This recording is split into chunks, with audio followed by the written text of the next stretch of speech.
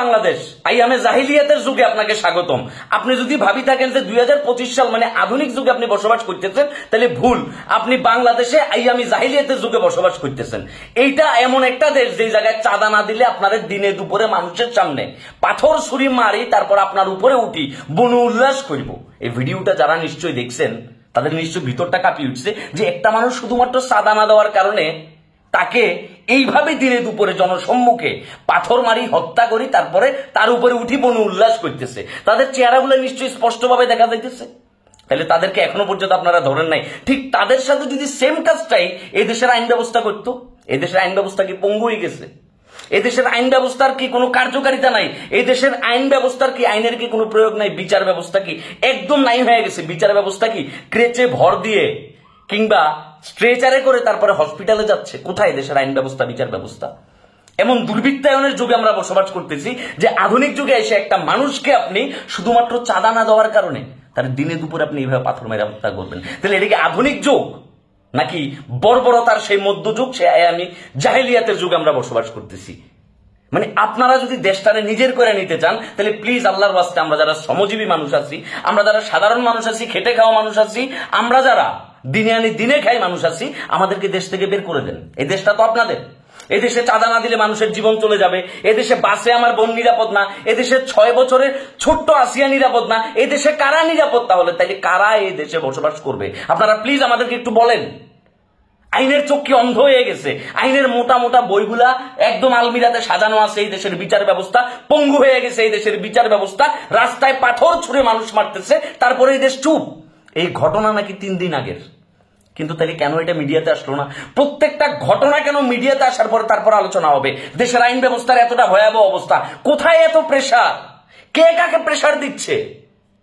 এই তরুণ জেনারেশন আপনারা যারা আছেন, আপনারা বুঝতেছেন যে দেশের সিচুয়েশন কোন দিকে যাচ্ছে। সুতরাং ইউজ ইউর ব্রেইন। আপনার ব্রেইনটার একটু খাটান। আপনি ভেবে নেন যে আপনি আসলে যেমন শাসক চান তেমন শাসকই আপনি পান।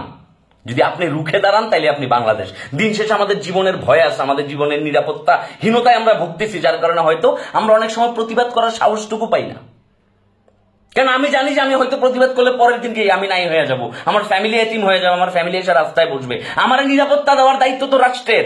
রাষ্ট্রের বিচার ব্যবস্থা, রাষ্ট্রের আইন প্রয়োগ ব্যবস্থা যদি এই অবস্থা হয়, তাহলে দেশে প্রতিনিয়ত এই ধরনের ঘটনা ঘটতে থাকবে যে সাধারণত চাঁদা না দেওয়ার অভিযোগে আপনি একটা মানুষের জীবন নিয়ে নিছেন, একটা মানুষ আপনি ভাত খাওয়াইছেন, ভাত খাওয়াই তারা মাইরা ফেলছেন। এই ধরনের অবস্থাগুলোই চলতেছে দেশে ভাই। তাহলে আমরা কেন আছি?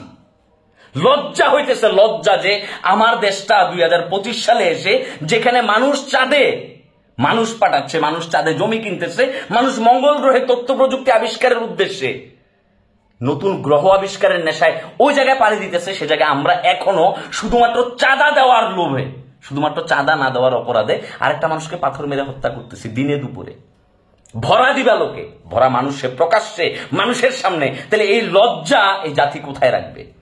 তাহলে আপনারা এই দেশকে সেফলি কিভাবে ভাবতেছেন? আমাদেরকে নিরাপত্তাটা কে দিবে? তাইলে কে দিবে? আমরা কার কাছে বিচার চাইবো? যারা সাধারণ মানুষ আছে তারা কার কাছে গিয়ে বলবো যে হে রাষ্ট্র তুমি আমাকে নিরাপত্তা দাও, হে রাষ্ট্র তুমি আমার জীবনের মূল্য এতটাই সহজ করো না যে আমি, কেউ আমাকে কিছু বললে আমি কোনো কিছু বলতে পারবো না, আমি চুপ করে বসে থাকবো। ভিডিওটা দেখার পরে যে গায়ের পশমগুলা দাঁড়াই গেছে। মানে আমাদের লজ্জা হওয়া উচিত, আমাদের লজ্জা হওয়া উচিত। আমরা নাকি আধুনিক, আমরা নাকি সভ্য, আমরা নাকি সমাজ, সংস্কৃতি, গণতন্ত্র এগুলা শিখছি, কিন্তু আমরা যা করতেছি ওটার আপনি কি দিয়ে জাস্টিফাই করবেন?